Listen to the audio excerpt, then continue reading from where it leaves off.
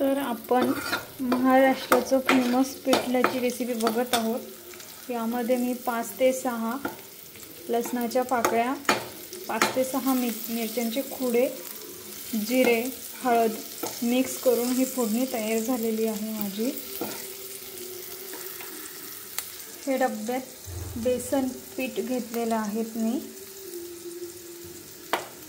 एक पळी बेसन पीठ घेतलेलं आहे आणि ते असं पातळ केलेले आहे। तर तुम्ही बघू शकता अशा प्रकारे पातळ केलेलं आहे। नंतर गरजेनुसार आपण त्यात पाणी मिक्स करणार आहोत।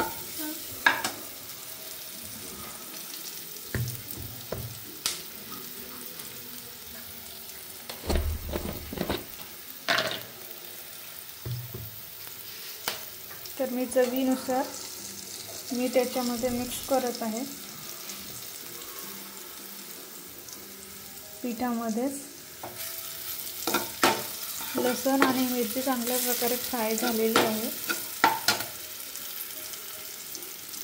तर हे मिश्रण मीठ आणि बेसन पिठाचं मिश्रण आपण वरतून असं टाकू शकतो।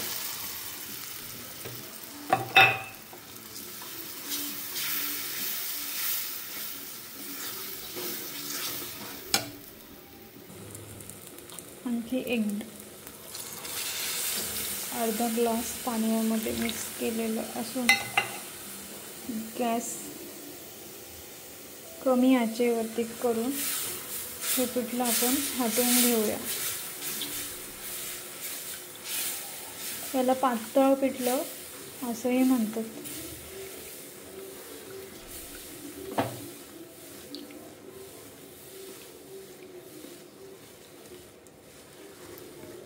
यात गेठोळ्या तयार होतात हाताने। तर गेठोळ्या पळी अशी उलटी पकडून अशा प्रकारे फोडायच्या। उलटी पळी धरून असं फिरवलं की पिठलं चांगल्या प्रकारे हटवलं जातं। कोणी कोणी गरम पाण्यामध्ये फोडणी तयार करून पाणी उकळायला टाकतात आणि त्या उकळत्या पाण्यात बेसन पीठ सोडतात आणि त्याला हटेव पिठलं म्हणतात।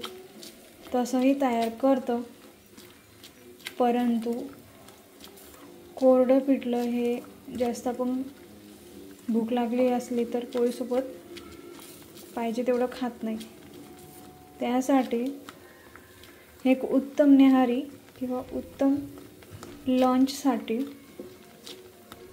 हे असं हटेव पिठलं तयार करू, त्याच्यात जेवणाच्या वेळीवरून तेल आणि याच्यासोबत मस्त कांदा तोंडी लावायला आणि मस्त पिठलं पोळी तुम्ही खाऊ शकता।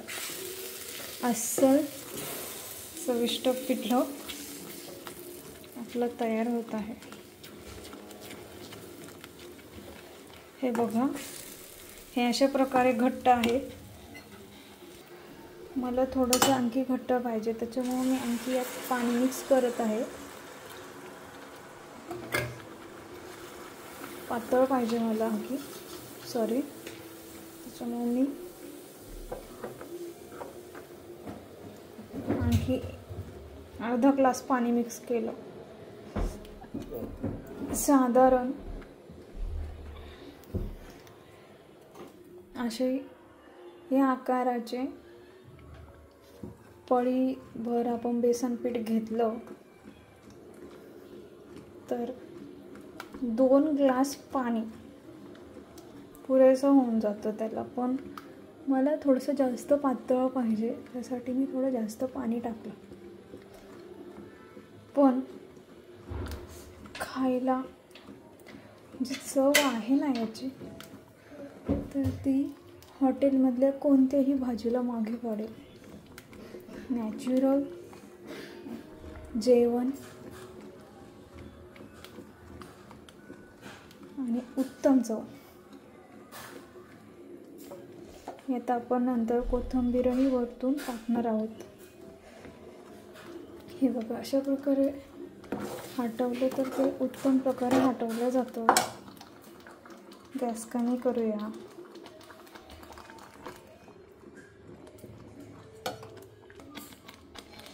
हे असं उडत असलं की समजून घ्यायचं आपलं बेसन पिठलं चांगल्या प्रकारे शिजलेलं आहे. हे बघा, हे असे बबूल तयार झालेले आहेत. जेव्हा चांगल्या प्रकारे पिठलं शिजतं तेव्हा असे बबूल तयार होतात.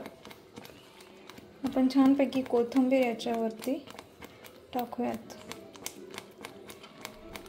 पिठलं आणि त्यात कोथिंबीर नाही असं होणं अशक्य. कोथिंबीरीशिवाय पिठल्याची चव अधुरी असं म्हटलं जातं. हे आपलं अस्सल गावरान पिठलं, महाराष्ट्राचं फेमस असं हे फूड आहे. हे बघा, मस्त प्लेटमध्ये पिठलं, त्यात वरतून तेल, सोबतीला कांदा, मस्तपैकी ताटात पोळी, आणि बघा मग काय छान जेवण जातं ते.